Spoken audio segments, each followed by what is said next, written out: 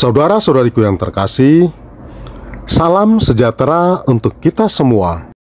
Halo teman-teman, jangan lupa like, komen, dan subscribe.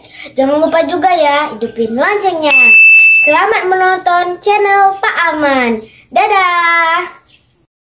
Petrus sebagai seorang murid, hari ini menunjukkan keotentikan dirinya. Dia menjawab pertanyaan Yesus bukan dari jawaban-jawaban orang lain, namun dari dalam dirinya sendiri. Ia yang dikenal sebagai murid yang belak-belakan, terus terang, apa adanya, hari ini menjadi murid yang mengungkapkan identitas keilahian Yesus. Yesus adalah Mesias, Putra Allah yang hidup.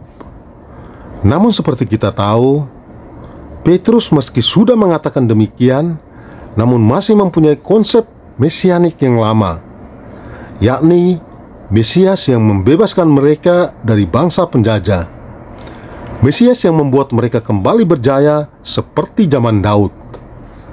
Dengan kata lain, pemahaman mesianik Petrus adalah Mesias politis. Persis setelah perikop ini, kita melihat bagaimana Petrus menolak pemberitahuan pertama tentang penderitaan Yesus. Pertanyaan sederhana adalah, mengapa Petrus sampai pada jawaban yang demikian? Mengapa murid lain tidak sampai pada jawaban seperti jawaban Petrus, padahal mereka hampir selalu bersama? Kalau kita lihat lagi, ternyata pertanyaan Yesus yang pertama dan kedua berbeda. Pada pertanyaan pertama, Yesus menggunakan kata ganti orang pertama dengan anak manusia. Baru pada pertanyaan yang kedua, Yesus menggunakan kata aku. Berhadapan dengan pertanyaan kata orang, siapakah anak manusia itu?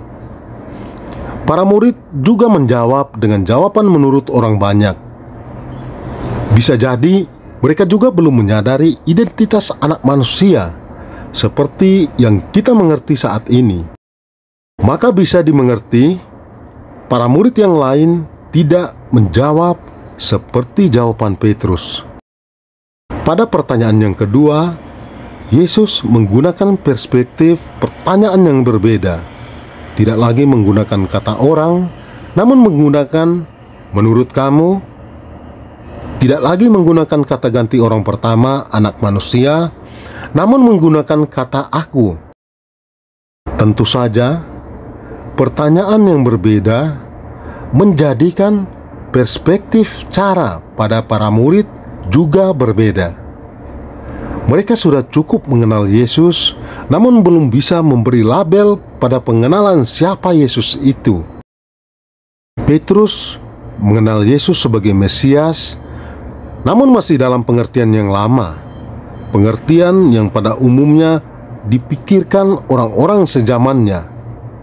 Padahal Yesus menghendaki sesuatu yang lain.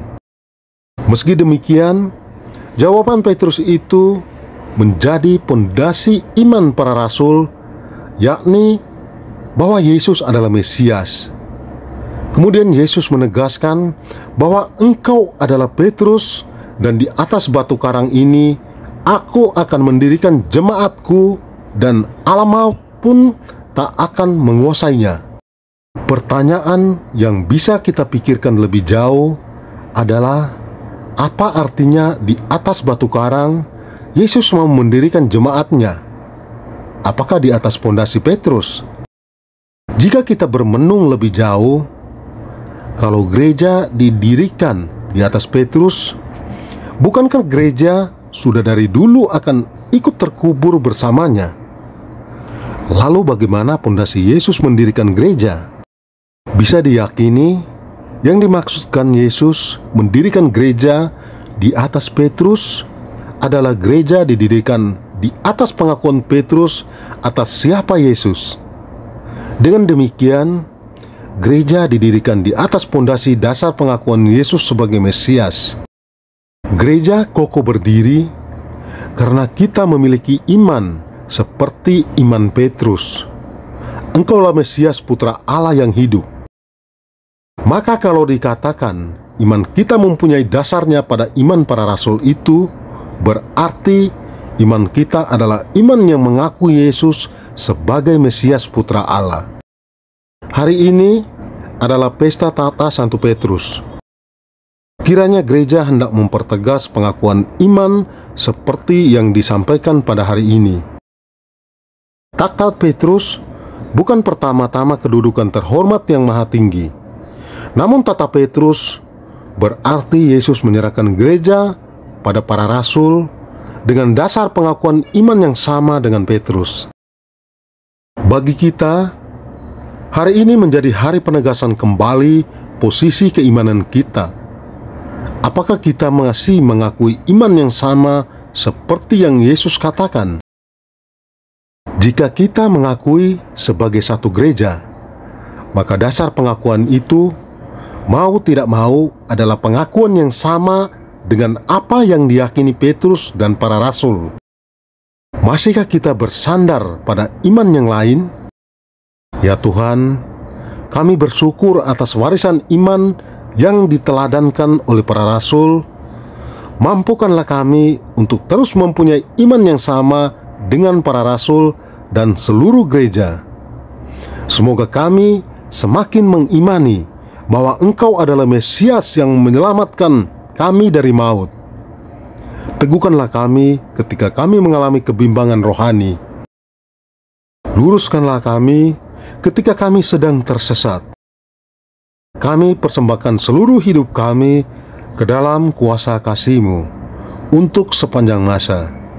Amin. Salam sehat, Tuhan memberkati.